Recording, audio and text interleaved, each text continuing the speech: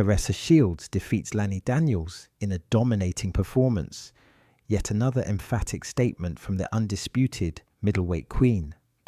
Shields, already regarded as one of the most dominant forces in women's boxing, showcased her superior skill set, ring IQ, and relentless pace from the opening bell. Her ability to control distance, land sharp combinations, and neutralize Daniels' offense was textbook execution. Now the conversation shifts. What's next for Claressa Shields? Will she seek another title defense, chase a super fight, or explore a leap into another weight class to cement her legacy even further? So let's talk about Claressa Shields versus Lanny Daniels. For those that don't know, Claressa Shields is a great fighter. The self-proclaimed, quote, greatest woman of all time. She is a magnificent fighter. She has a very good trainer behind her. The same trainer that I believe was a world champion and trained Sergey Kovalev. So very experienced cornerman, which is always, it's always a good sign. And she's had multiple accomplishments. One of my favorite fights that she had was against Savannah Marshall. I think, number one, that was a great fight. And number two, I think it did a lot for women's boxing. So let's talk about this fight. And I actually took some notes while watching it. So I'm just going to go through it briefly. So in round one, Daniels had a lot of movement. And I mean, she had a lot of movement. Here's a question. Is it effective movement? Now, when Muhammad Ali fought Joe Frazier or fought anyone, you could argue he uses effective movement. When Sugar Ray Leonard fought Marvin Hagler, he used effective movement. When Evander Holyfield fought Riddick Bowe in the second fight, he used effective movement. But using movement effectively nearly almost always means that you have to gain your fighter's respect. And you gain that respect through punching. And it seemed to me that Daniels was just moving around the ring and therefore was being chased. So the question was this effective movement. What was interesting though was that at the end of round one, Claressa tried like a 4-punch combination and she just missed all of them. And she was completely out of range, which probably was a symbolization of her frustration. But it was quite like a frustrating round. Anyway, let's skip to round two. So Claressa Shields is hunting her prey, so to speak. She's punching hard, really trying to punch hard. And she's finding that right hand at the end of round two, and then she's following it through with the left hook. So, the jab, straight right, and left hook. Sometimes she throws it straight, sometimes she throws it with a loop. And I see that there's this pattern emerging where Claressa Shields is going through what I call phases of attack. David Hay used to do this a lot, go through phases of attack, different phases. So her phase one of attack would be like a softer punches. So she might throw 4 quick punches.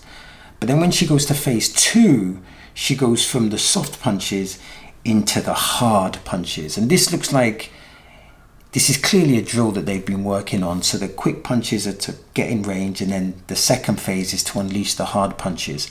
And that really showed. Now, fast forward to round 4, there was a lovely left hook to the body. And you need that variation in attack, because obviously when your opponent's thinking about the jab, they're thinking about the straight right, they're thinking about the left hook. But then when you rip in that quick left hook to the body, it can be very efficient. And at this point, Shields is wisely investing in the body attack. Now, in round 8, fast forward to round 8, there's a moment where Shields voluntarily goes to the ropes, because there's a problem in this fight with regards to Daniels, and the problem is she just can't get Shields' respect through her punching.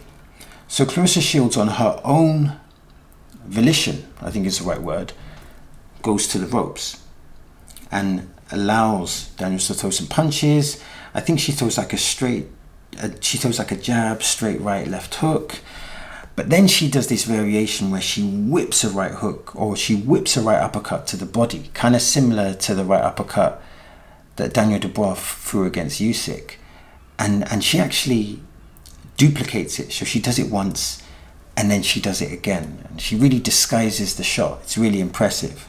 And at this point, remember earlier in round one, Daniels is like running around the ring, running. At this point, she's becoming more stationary, which means she's becoming easier to hit. Now in round 9, Claressa uses, and I love this, she goes jab, left hook to the head, and then left hook to the body. So it's jab, left hook to the head, and then left hook to the body. Now with regards to the left hook to the head and left hook to the body, James Toney loves that combination.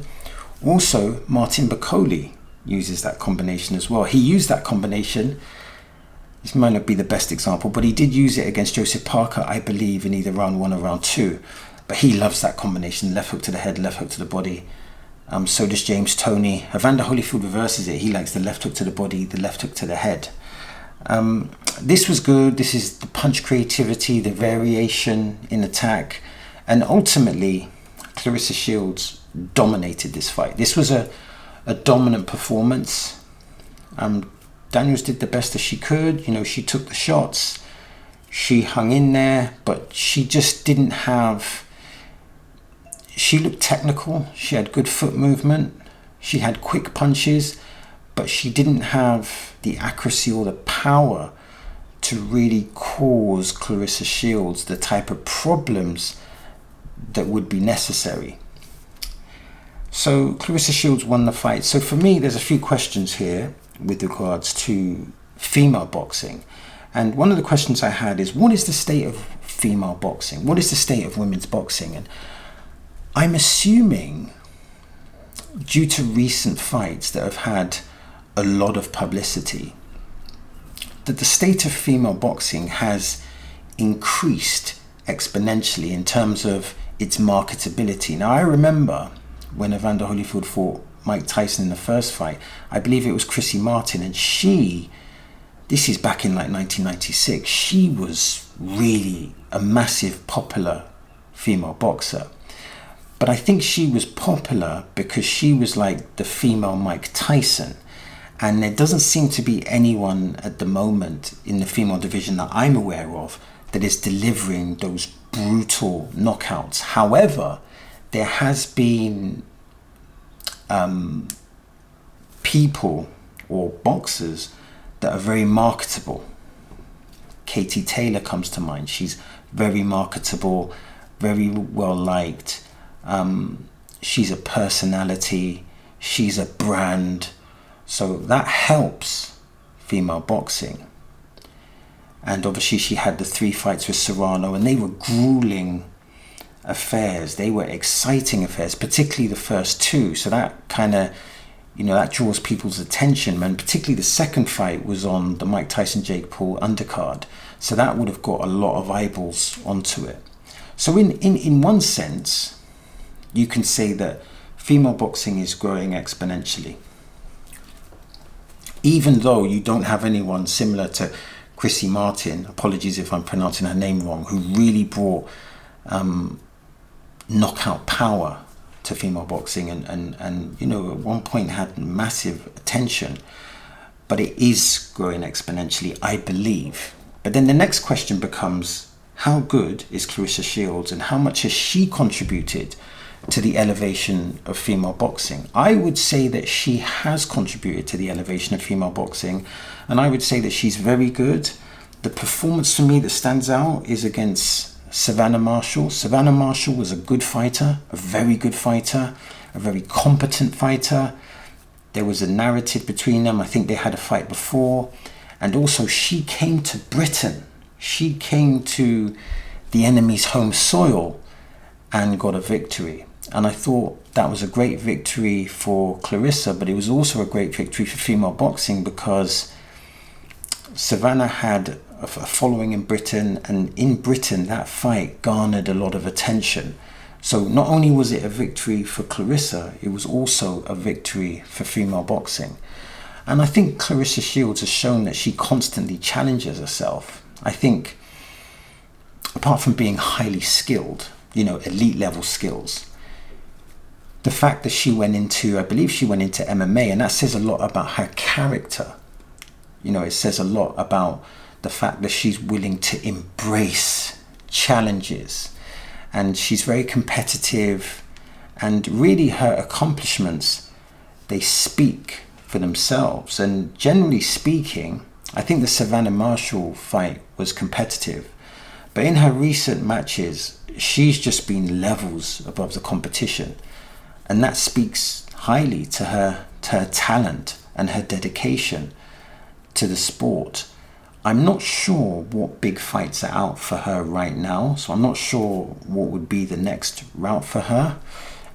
It would be good, I think, for female boxing if we can have another massive fight. Like the Savannah Marshall fight would be a great fight, but unfortunately Savannah Marshall, I believe, suffered a controversial loss, so she would have to build her brand, so to speak. She would have to build up her credibility, which she could do, a few good / sensational performances, and all of a sudden that fight could be hot on the press. But it would be nice to get another big, massive fight, not only to extend the credibility or extend the legacy of Claressa Shields, but also to further put female boxing on that big platform.